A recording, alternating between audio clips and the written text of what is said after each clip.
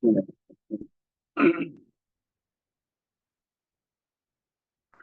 Alhamdulillahirabbil alamin. Wassalatu wassalamu ala nabiyyina Muhammadin tamil anbiya wal mursalin wa ala alihi wa ashabihi wa man tabi'ahum bi ihsanin ila yaumiddin. Ba'du. Alhamdulillah, kita bersyukur kepada Allah Subhanahu wa taala, pada pagi hari ini kita melanjutkan kembali kajian kita dari pembahasan tafsir Al-Muyassar. Kita sekarang alhamdulillah sudah di surah An-Nazi'at, dan sekarang kita masuk di ayat yang ke-27. Silakan, ada qari'nya. Ya, sama-sama hari ini yang baca. A'udzu billahi minasyaitonir rajim. A'antum asyaddu khalqan amis samaa banaha. Apakah penciptaan kamu yang lebih hebat ataukah langit yang telah dibangunnya? Rafa'a samkaha fasawwaha. Dia telah meninggikan bangunannya lalu menyempurnakannya. Wa aghtasha lailaha wa akhraja duhaha. Dan dia menjadikan malamnya gelap gulita dan menjadikan siangnya terang benderang. Wal arda ba'da dzalika dahaha. Dan setelah itu bumi dia hamparkan. Akhraja minha ma'aha wa mar'aha. Dan darinya dia pancarkan mata air dan ditumbuhkannya tumbuh-tumbuhan. Wal jibala arsaha. Dan gunung-gunung dia pancangkan dengan teguh. Mata'an lakum wa li'an'amikum. Semua itu untuk kesenanganmu dan untuk hewan-hewan ternakmu. Aba'sukum ayyuhan nasu ba'dal mauti asyaddu fi takdirikum am khalqus sama.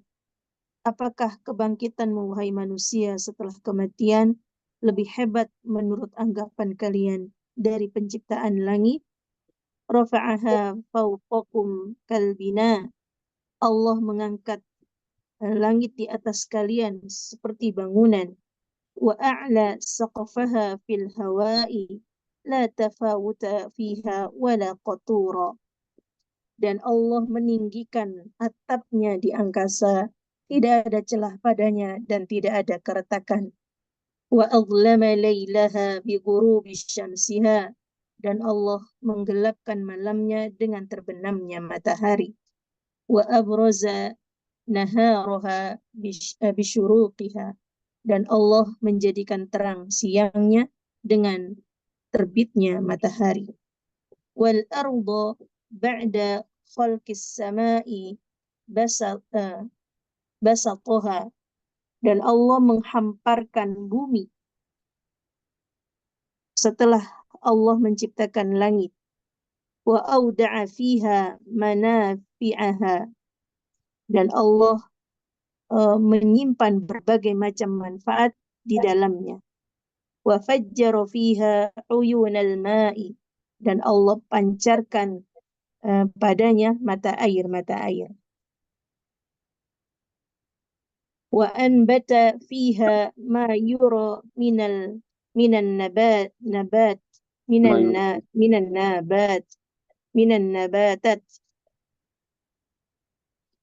Dan Allah tumbuhkan padanya apa-apa yang terpelihara dari tumbuhan-tumbuhan. Wa asbata fiha al-jibala autadan laha. Dan Allah kokohkan padanya gunung-gunung sebagai pasak baginya. Khalaqa subhanahu kulla hadhihi ni'ami manfa'atan lakum wa li'an'amikum. Dan Allah Subhanahu wa ta'ala menciptakan semua nikmat ini sebagai manfaat bagimu dan bagi hewan-hewan ternakmu. Inna i'adata khalqikum yawmal qiyamati ahwanu 'ala Allahi min khalqi hadhil asya. Dan sesungguhnya pengembalian penciptaanmu pada hari kiamat lebih mudah bagi Allah dari penciptaan ini semua. Wa kulluhu 'ala Allahi hayyinun wa yasirun. dan seluruhnya bagi Allah sangat ringan dan sangat mudah. Baik. Kalau kita lihat di ayat sebelumnya, Allah Subhanahu wa Ta'ala menjelaskan tentang keadaan ruh ketika dicabut oleh malaikat. Kemudian juga lintasan kisah Fir'aun yang membangkang. Lalu Allah Subhanahu wa Ta'ala mendatangkan ayat ini memperlihatkan kemahakuasaan Allah Subhanahu wa Ta'ala. Dan dengan memperlihatkan kekuasaan Allah Subhanahu wa Ta'ala ini, tujuannya agar kita semakin tunduk ya kepada Allah Subhanahu wa Ta'ala. Dan kita agar semakin mengimani kemahabesaran Allah Subhanahu wa Ta'ala. Di sini Allah Subhanahu wa Ta'ala memberikan pertanyaan untuk kita pikirkan, bukan untuk dijawab, bukan untuk sekedar dijawab, tapi agar kita merenung terhadapnya. Allah memperlihatkan kemahakuasaannya dengan mampu menciptakan hal-hal yang besar yang kita atau manusia tidak ada yang mampu melakukan. Langit, ya. Kemudian kejadian-kejadian alam raya. Allah mampu. Contoh langit, ya. Allah angkatkan seperti bangunan, atap, tapi di sana tidak ada celah. Dan tidak roboh dengan usia yang sudah berapa juta tahun sejak penciptaan sampai sekarang. Kemudian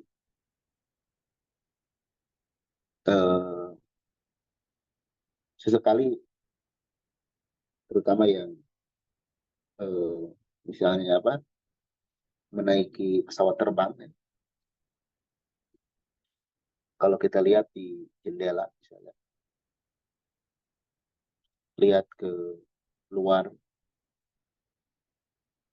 nah itu selain kita sekedar menikmati keindahan dari gumpalan-gumpalan awan dan lain sebagainya, coba lihat, perhatikan betapa langit itu luas sekali. Betapa langit itu selain indah juga luas. Dan bayangkan kalau Allah kehendak, misalnya pesawat itu jatuh, udah kita selesai. Ya. Jadi tujuan Allah menceritakan kemahakuasaannya agar kita yakin, dan juga yakin terkhususnya bagi atau yakin terhadap nanti kejadian setelah kematian. Ya. Allah Subhanahu wa Ta'ala menciptakan alam raya ini tanpa ada contoh. Badi'us samawati wal ardh, yang pertama kali menciptakan tanpa ada model sebelum. Dan Allah mampu. Apalagi nanti sekedar membangkitkan. Jadi bahasa sederhananya, Allah Subhanahu wa Ta'ala maha mampu menjadikan ada sesuatu yang sebelumnya tidak ada sama sekali. Allah mampu mengadakan. Apalagi kalau sekedar mengulangi lagi. Ya, kita kan sebelumnya tidak ada. atau langit atau alam raya ini tidak ada. Lalu Allah ciptakan menjadi ada. Lalu nanti Allah hancurkan, kita diwafatkan. Untuk membangkitkan lagi nanti pada hari kiamat, Allah lebih mudah lagi melakukan hal tersebut. Artinya kita jangan sewenang-wenang di muka bumi ini. Allah sebutkan sebelumnya orang yang durhaka seperti apa ketika dicabut nyawa. Nanti di akhirat gimana mereka keadaannya. Lalu Allah ceritakan Fir'aun dengan pembangkangannya. Dan Allah juga nanti, atau sebelumnya di surah Yunus, Allah sudah gambarkan juga akhir hayat Fir'aun itu ujung-ujungnya tobat juga. Artinya sudahlah, misalnya manusia itu jangan terlalu banyak tingkah di muka bumi. Yani sudah banyak kejadian-kejadian umat-umat terdahulu yang lebih kuat, lebih hebat, pada akhirnya binasa juga. Ya, kita yang sudah diberikan hidayah di atas Islam, taufik untuk mengamalkan amal soleh, tinggal kita jaga supaya istiqomah. Dan barangkali di antara kita atau saudara kita atau di sekitaran kita ada yang sulit untuk beramal dan lain sebagainya. Kita gambarkan, kita kisahkan. Kita ini hidup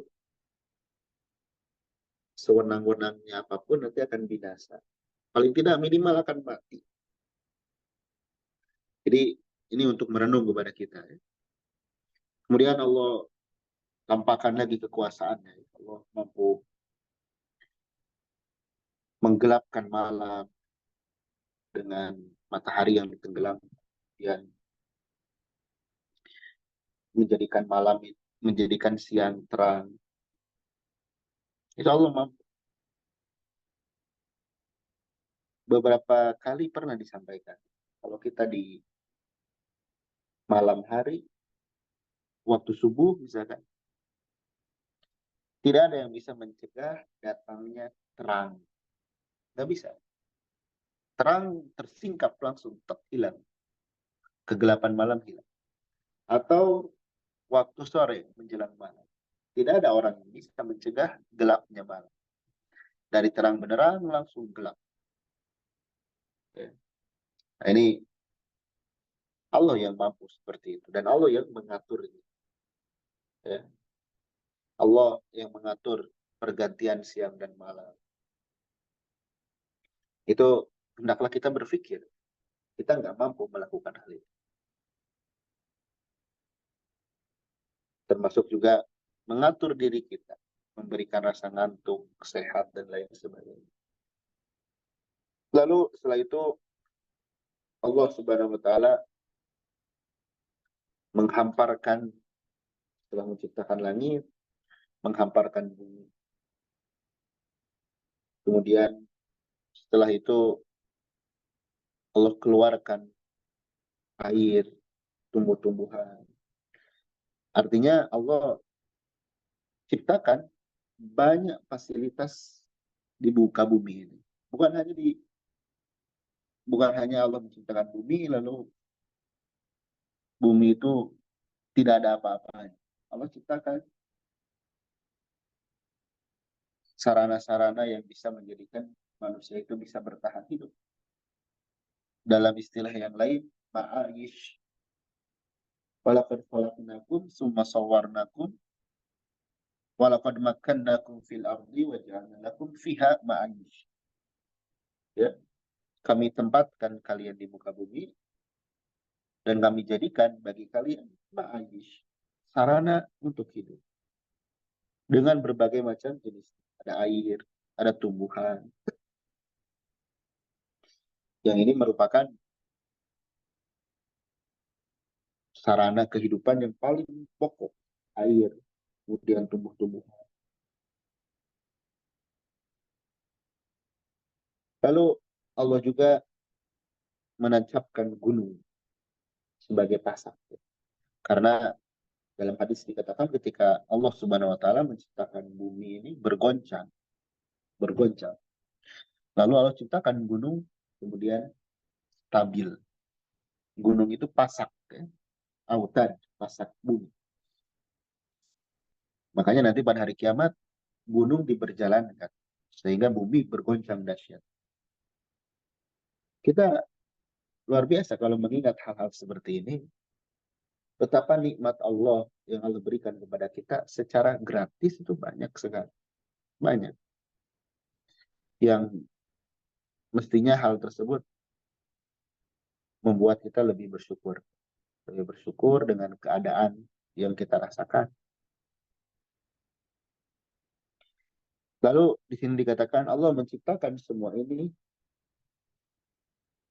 nikmat sebagai manfaat bagi kita dan bagi binatang ternak kita. Allah siapkan, sediakan untuk kita ambil manfaatnya. Senang-senang. Kemudian, nah ini pelajarannya ya. Inna i'adata falyutikum.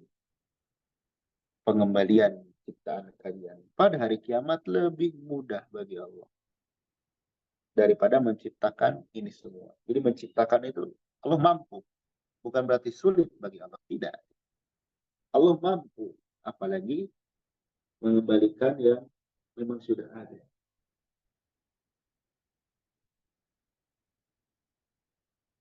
Dan ini bagi Allah itu mudah. Bagi Allah mudah. Contoh sederhana ya. Ini agar kita merenung juga. Kita oke lah sehat, kuat, lalu sewenang-wenang. Apakah Allah mampu mengazab kita cepat atau lambat? Jawabannya tentu sangat mampu. Langit, bumi, gunung, matahari, bulan, laut saja tunduk sama Allah. Apalagi sekedar misalnya mengazab seseorang. Allah berikan contohnya Fir'aun. Ya, diazab. Padahal beliau, atau padahal dia merasa kuat. Kita pun sama, jangan merasa. Kemudian tidak ada yang bisa menghukum kita, mengendalikan kita. Allah tuh mampu. Terus. Baik, jadi ini Allah menampakkan kekuasaannya agar kita semakin yakin dan takut kepada Allah. Lalu kita bersyukur dan menegakkan ibadah kepada-Nya. Diteruskan. Baik, Ustaz. فإذا جاءت الطامة الكبرى, maka apabila malapetaka besar, yaitu hari kiamat telah datang, yauma yatadzakkarul insanu ma sa'a, yaitu pada hari ketika manusia teringat akan apa yang telah ia kerjakan.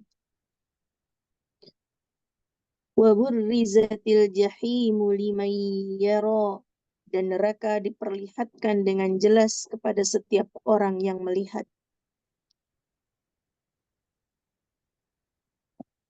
فإذا جاءت القيامة فإذا جاءت القيامة الكبرى والشدة العظمى وهي النفخة الثانية, dan apabila telah datang hari kiamat yang sangat besar dan malapetaka yang sangat besar, dan dia adalah tiupan sangkakala yang kedua, inda idzin yu'radu 'alal insani kullu 'amalihi min khairin wa syarrin, maka ditampakkan pada manusia segala amalannya, baik berupa kebaikan maupun keburukan.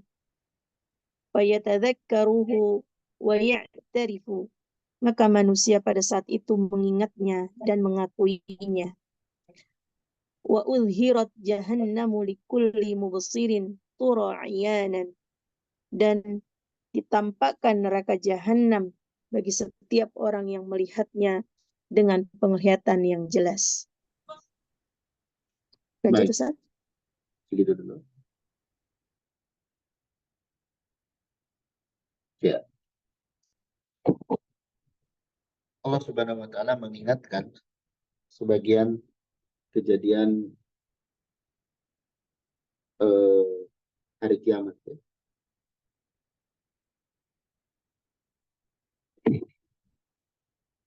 Kiamat disebut dengan tobah, malapetaka.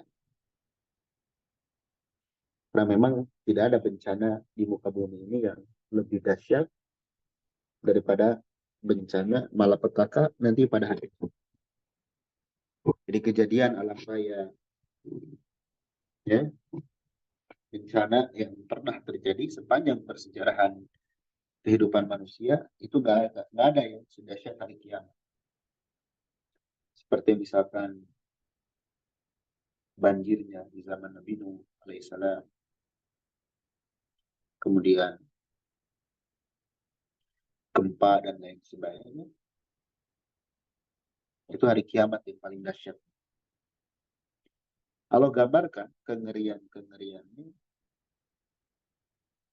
agar kita sadar dunia ini akan hancur, termasuk diri kita akan meninggal. Dan setelah kita sadar dari hal tersebut, maka hendaklah kesadaran itu membuat kita bersiap-siap. Bersiap-siap untuk mempertanggungjawabkan nanti di akhirat. Bertanggungjawabkan apa yang kita lakukan selama ini. Karena seandainya hidup itu tidak ada pertanggungjawaban, keadilan di akhirat, maka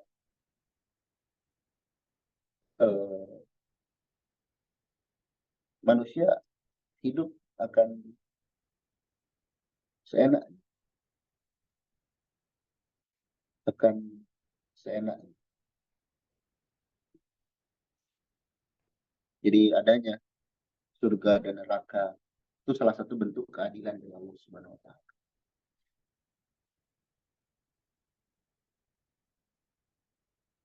Di sini dikatakan pada hari kiamat dengan kesulitannya, yaitu tiupan yang kedua.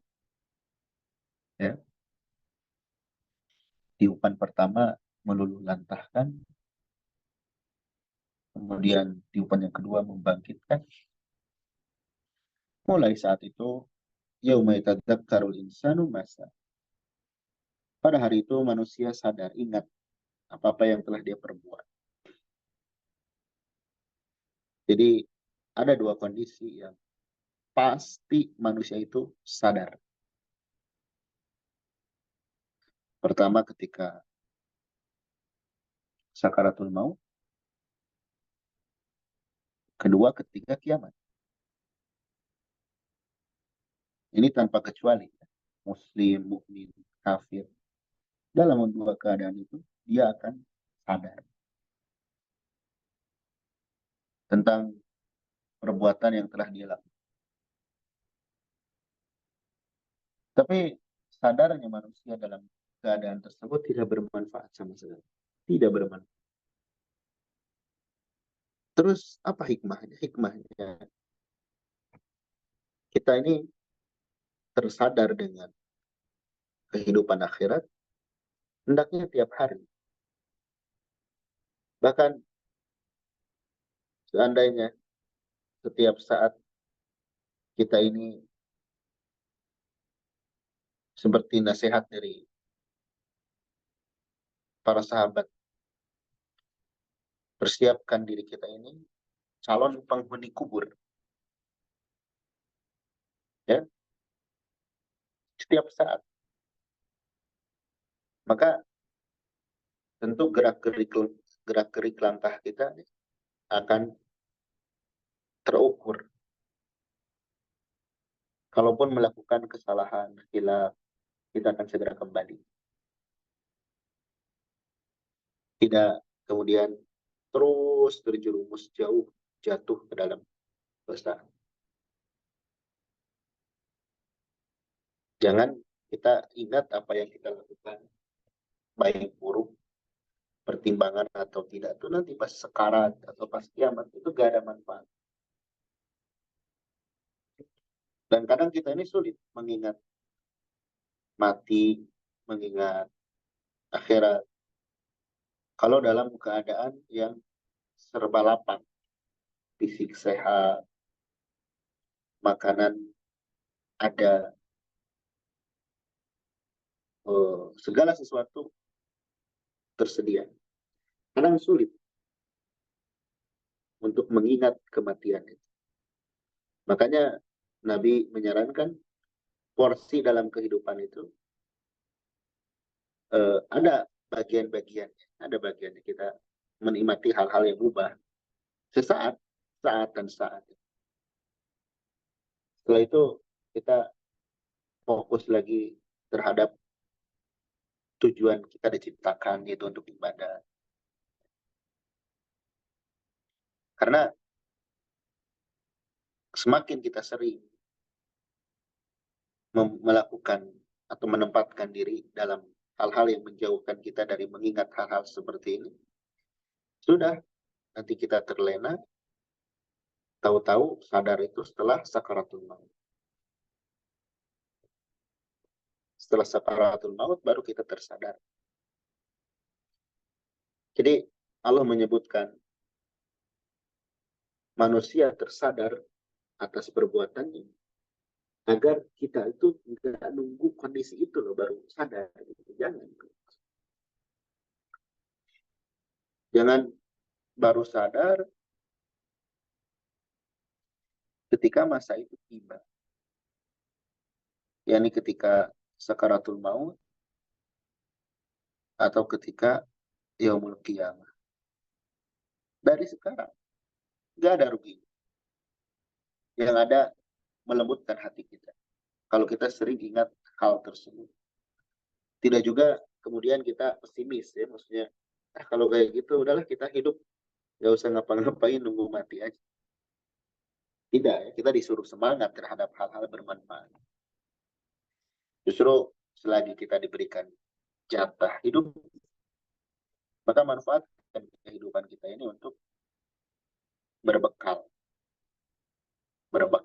dan untuk bertaubat. Jadi hikmah kita dikasih usia, masih diberikan usia ya. Pertama karena memang ya jatahnya belum habis, rezeki kita belum habis. Terus hikmah yang lain, kita masih dipanjangkan usia itu, Allah masih berikan kita kesempatan untuk memperbanyak amal.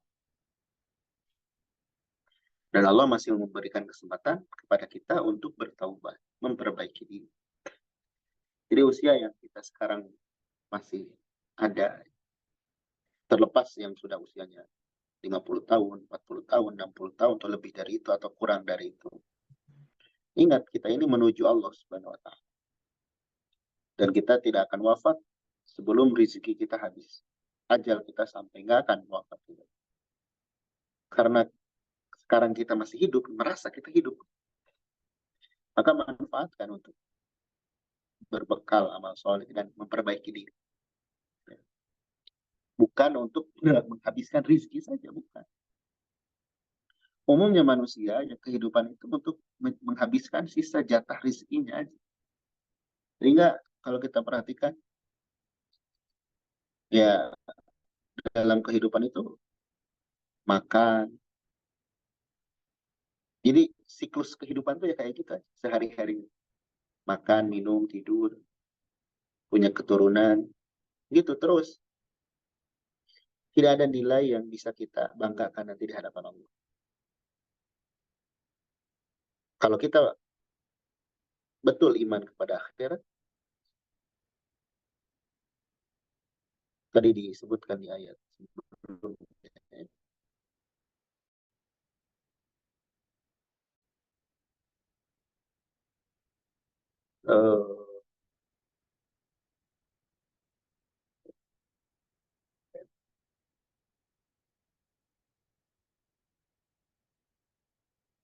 atau nanti di ayat setelah.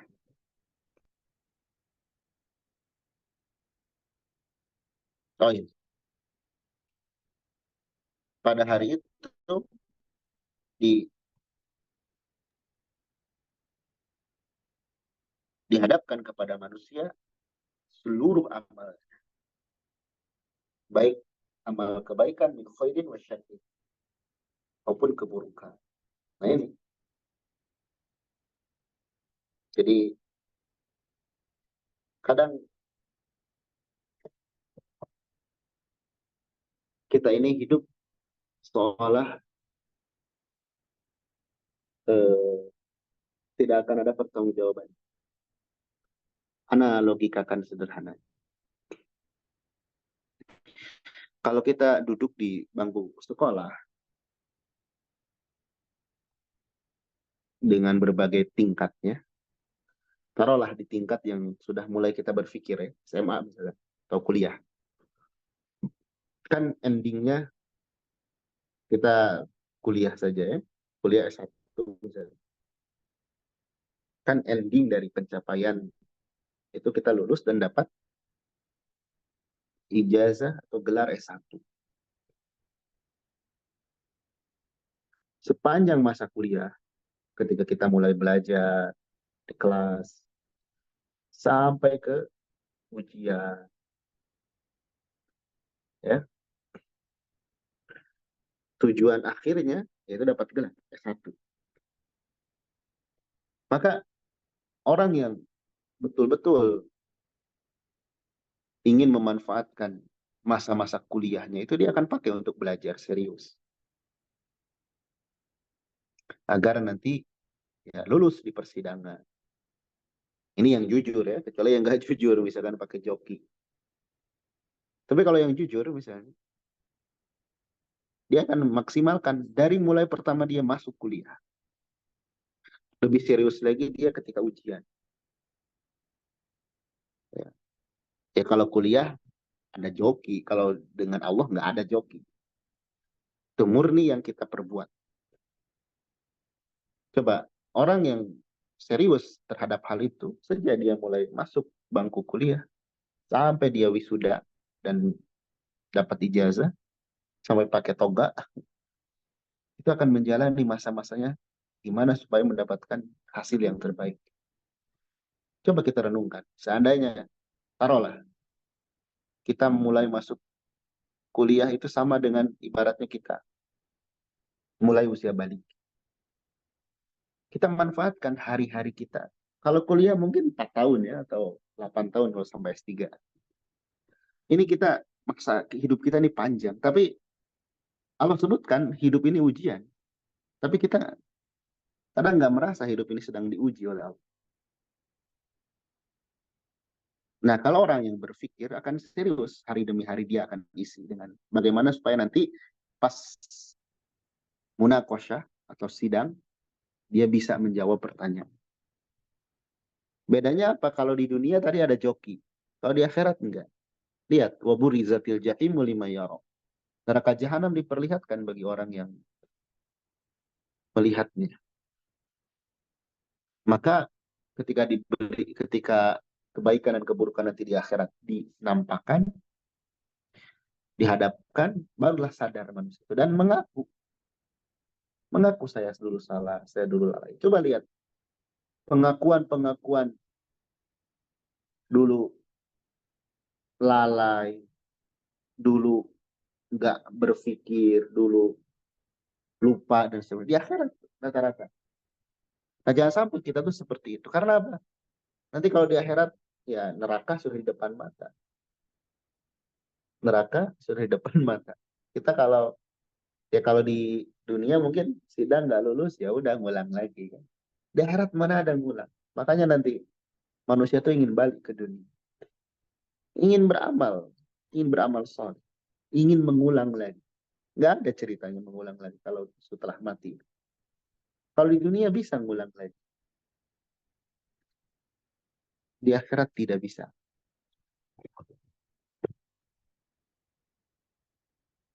Baik, terus ya. Ustaz. فأما من فأما من طغى, maka adapun orang yang melampaui batas, wa asarul hayatad dunya, dan lebih mengutamakan kehidupan dunia, fa innal jahima hiyal ma'wa, maka sungguh nerakalah tempat tinggalnya. Fa amma man tamarrada ala amrillah, dan adapun orang yang membangkang terhadap perintah Allah, wa faddala al-hayatad dunya 'ala al-akhirah, dan lebih mengutamakan kehidupan dunia daripada kehidupan akhirat, fa inna masirahu ilan nar, maka sesungguhnya tempat kembalinya kepada neraka. Ya, ini jelas sekali. Ini sangat jelas sekali. Orang yang durhaka, tidak mau ibadah, membangkang. Itu simpelnya. Tidak mau ibadah, membangkang, hidup seenaknya. Wa sarul hayatad dunya, nah ini. Dia lebih mementingkan kehidupan dunia. Akhirat itu sekedarnya. Padahal dibalik masih dunia yang sekedarnya. Sekedarnya dunia. Kita ya bisa bertahan hidup, sehat. Itu dunia sekedarnya. Akhirat kejar, mati-matian. Jangan dibalik. Kalau untuk dunia, mati-matian. Akhirat sekedarnya. Orang yang seperti ini, jelas. Jahanam nanti tempat kembalinya. Kenapa? Karena banyak kelalaian yang dia lakukan. Coba di surah Maryam ketika Allah menyebutkan hari akhirat itu sebagai yaumal hasrah, hari kerugian. Apa pengakuan manusia? Wahum fi ghaflah hum la yu'minun. Dua sebab mereka merugi. Ghaflah, lalai ketika di dunia, sibuk dengan dunia, terlalaikan, lupa akhirat, ibadah sekedarnya, tapi menikmati hidup semaunya, akhirnya masuk neraka. Dan di neraka mereka menyesal. Alasannya dulu kami lalai. Mereka lalai dan mereka tidak beriman. Ya, makanya majelis ilmu, ya, majelis-majelis penyubur keimanan, ketika ada di hadapan kita atau di dekat dengan kita atau kita dimudahkan untuk itu, kita berjalan di atas. Tidak peduli dengan hal-hal yang mengganggu kita. Karena tafarrog li ibadah, meluangkan waktu atau menghabiskan waktu untuk ibadah, itu di antara sebab yang mendatangkan kepuasan dalam hati, kecukupan dalam hati. Itu janji Nabi SAW. Ya. Kata Nabi SAW, wahai hambaku, luangkan sepenuhnya untuk ibadah. Aku akan penuhi hatimu dengan kecukupan. Ya. Tapi tadi dunia jangan dikejar, jangan ditinggal. Dunia sekedar. Dunia sekedar. Ya. Sekedar bisa buat bekal hidup kita, meneruskan kehidupan. Ini orang-orang yang durhaka dan lebih mementingkan dunia.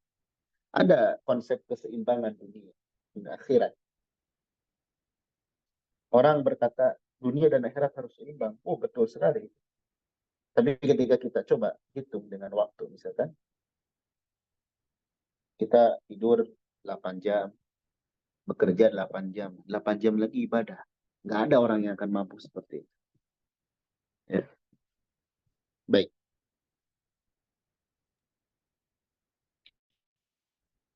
Wa amma Terus ya. man khafa, yes. Wa amma man khafa maqama rabbih wa nahan nafsa 'anil hawa, dan adapun orang-orang yang takut akan kebesaran Rabb-nya dan menahan diri dari hawa nafsunya, fa innal jannata hiyal ma'wa, maka sungguh surgalah tempat tinggalnya. Wa amma man khafal qiyama baina yadayillahi lil hisab, dan adapun orang yang takut berdirinya ia di hadapan Allah untuk hisab, wa nahan nafsa 'anil ahwa'il fasidah, dan yang menahan jiwanya dari hawa nafsu yang merusak, fa innal jannata hiya maskanah, maka sungguh surga adalah tempat tinggalnya. Baik. Tadi Allah menggambarkan orang yang akan masuk neraka, yaitu orang yang membangkang dan memilih atau sibuk dengan dunia. Ini sebaliknya. Orang yang akan menempat di surga itu orang yang takut dia nanti berhadapan dengan Allah untuk dihisab. Lalu setelah itu dia menahan hawa nafsunya dari keinginan yang rusak. Lihat, ya. Kita atau kejadian ini nanti belum teralami oleh kita. Tapi kita yakin itu akan terjadi. Kita akan dihadapkan, akan berhadapan dengan Allah, dan Allah akan bertanya kepada kita. Lalu kita pun sekarang di dunia ini punya nafsu. Tidak semua nafsu itu tercela. Di sini dikatakan ahwa al-fasidah, nafsu yang rusak. Contoh, nafsu makan ada. Justru orang kalau nggak nafsu makan ya nggak akan bertahan hidup. Tapi nafsu makan itu dia pergunakan dengan memakan makanan yang halal, yang baik, tidak berlebihan. Nafsu ke lawan jenis, ya menikah. Jadi perempuan jangan sakit hati kalau misalkan laki-laki, kamu menikah tuh karena nafsu. Ya kalau nggak ada nafsu, gimana coba? Justru di antara tujuan menikah itu salah satunya agar mengendalikan nafsu, mengekang nafsu. Ya. Tapi yang tidak boleh itu ya memperturutkan hawa nafsu yang rusak tersebut dengan cara yang haram. Ya, dengan cara yang haram. Justru ini contoh sederhana ya. Seorang suami istri harus ada nafsu kepada pasangannya. Kalau tidak ada bahaya. Tapi sudah dibingkai dengan syariat itu pernikahan. Kalau tidak dibingkai dengan pernikahan, nah itu yang rusak. Dia apa namanya keinginan-keinginan terhadap lawan jenisnya dia simpan kepada yang tidak halal. Nah itu nggak boleh, itu nggak boleh, itu nafsu yang rusak. Adapun nafsu secara umum, jika dia ditempatkan, diarahkan sesuai petunjuk syariat, justru akan menjadi pahala bahkan jadi pahala. Jadi di sini menunjukkan di antara sebab orang masuk surga itu bisa mengendalikan hawa nafsu. Dan ingat kalau dia ingin, hawa nafsu itu kan keinginan hawa. Dia ingin A. Ingin sekali. Dia pikir dulu, ini halal atau haram? Haram. Tapi saya pengen. Ingat, nanti kita akan berdiri di hadapan Allah. Allah akan tanya, kenapa kamu langgar? Apa yang akan kita jawab? Saya pengen, ya Allah, nggak boleh itu. Kata Allah, aku telah menetapkan itu haram. Tidak boleh. Ya. Jadi, mengingat kondisi kita nanti akan berhadapan di hadapan Allah pada hari kiamat. Dan mengekang hawa nafsu, itu menjadi salah satu sebab kita masuk surga. Sebagaimana tadi, orang yang membangkang. Itu orang yang membangkang karena dia tidak ingat nanti akan berhadapan dengan dia. Dia tidak ingat akan ditanya. Cenderung kepada dunia, artinya dia melampiaskan semua keinginan. Ingin apapun, punya duit. Ingin apapun, punya kekuasaan, dilampiaskan. Yang penting enak. Nah itu yang bahaya. Kalau kita atau seorang muslim, hidup itu bukan memperturutkan keinginan. Kalau memperturutkan keinginan, buat apa ada agama? Hidup itu bagaimana kita mencocokkan atau kita mengikuti aturan agama. Ada keinginan, oh kalau ingin ini, kata agama harus seperti ini. Oh ya udah kita ikuti. Gimana kalau ada keinginan kita bertolak belakang? Kesampingkan keinginan kita, pilih jalan yang diharuskan menurut agama. Bahagia hidup kita. Atau jika kita ingin sesuatu, dan itu boleh, tidak haram, belum terwujud di dunia, ya sabar, nanti di akhir. Kalau itu halal, dan bisa diwujudkan di dunia, silahkan. Apapun itu. Asal tanggung jawab nanti di akhir. Kalau haram, ya jangan. Sebetulnya sesederhana itu. Tapi memang dalam praktiknya berat. Karena apa? Syaitan menyemangati terhadap hal-hal yang buruk. Dan menghiasi. Jadi bisa jadi seorang yang tenggelam dalam maksiat dan lebih menikmati maksiat itu dari setan. Kenyamanan, ketenangannya dari setan. Tapi orang yang belajar agama, beribadah, dibuat bosan dan sebagainya, justru itu yang akan mendatangkan pahala di sisi Allah Subhanahu wa taala. Kan kata para ulama, pahitnya taat itu menjadi manisnya pahala nanti di kemudian hari. Nikmatnya maksiat yang sesaat itu menimbulkan nanti kepedihan selama-lamanya. Baik. Terakhir. Yes. Yas'alunaka 'anis sa'ati ayyana mursaha. Mereka orang-orang kafir bertanya kepadamu wahai Muhammad tentang hari kiamat, kapankah terjadinya? Fima anta min dzikraha. Untuk apa engkau perlu menyebutkan kapan waktunya? Ila rabbika muntahaha.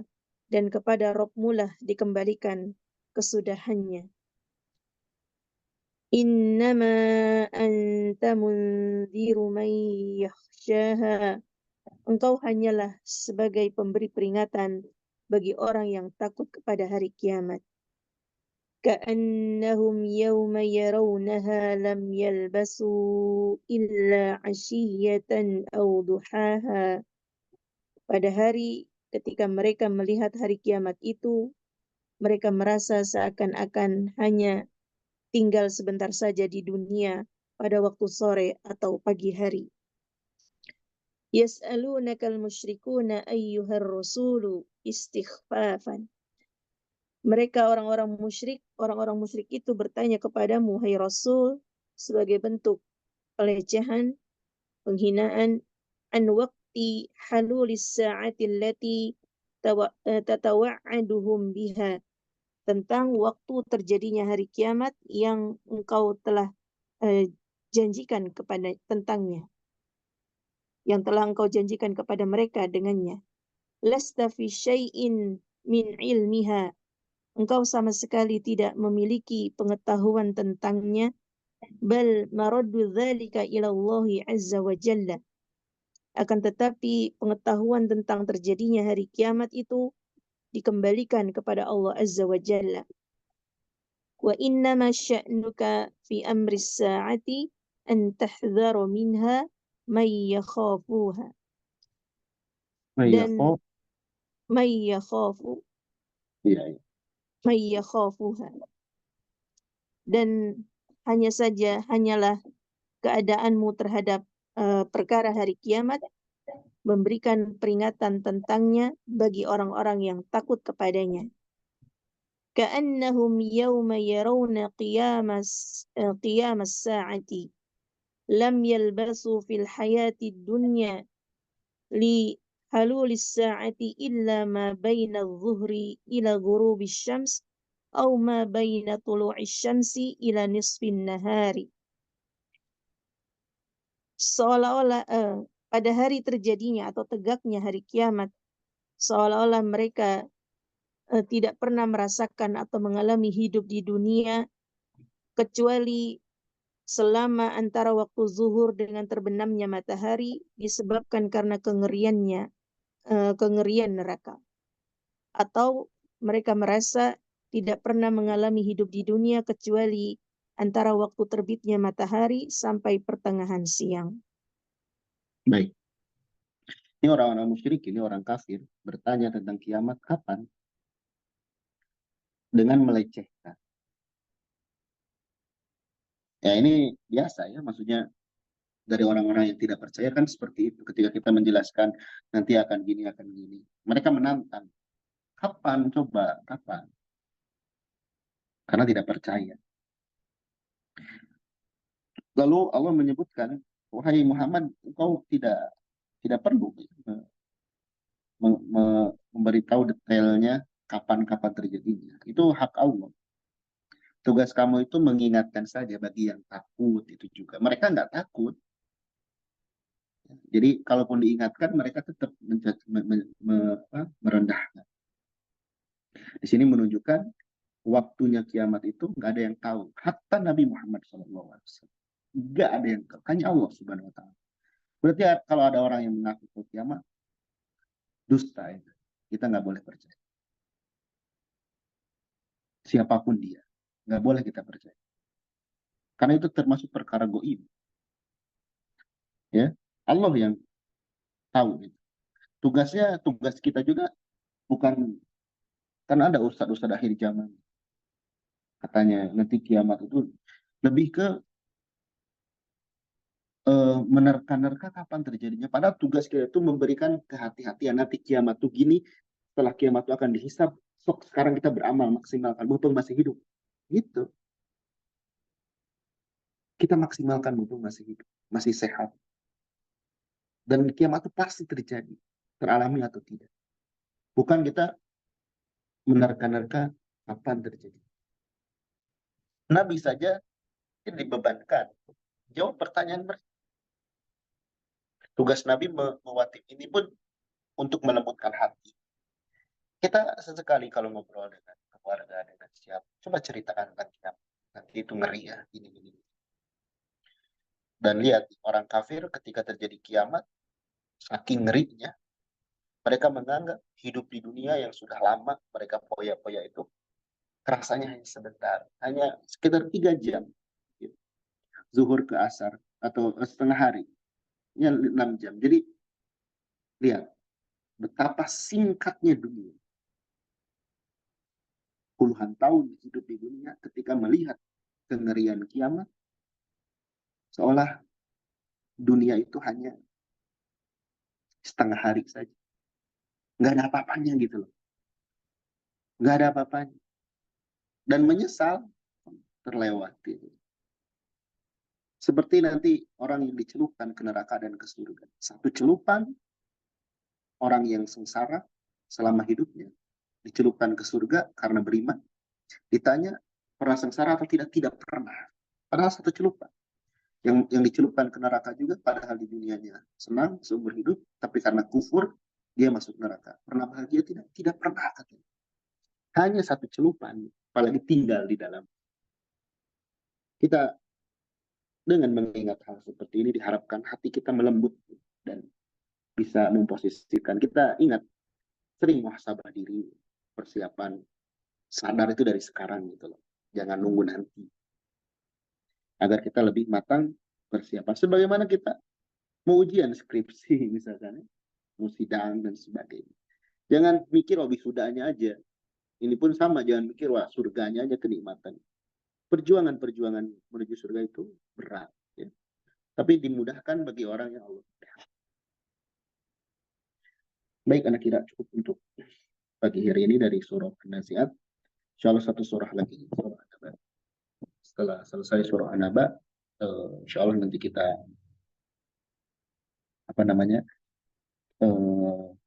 nanti Anda lihat apakah tetap di juz 30 dengan tafsir yang berbeda atau nanti kita ke surah yang lain. Nah, demikian kurang lebih. Semoga bermanfaat. Barakallahu fikum. Subhanakallah wa bihamdik. Asyhadu an la ilaha illa anta, astaghfiruka wa atubu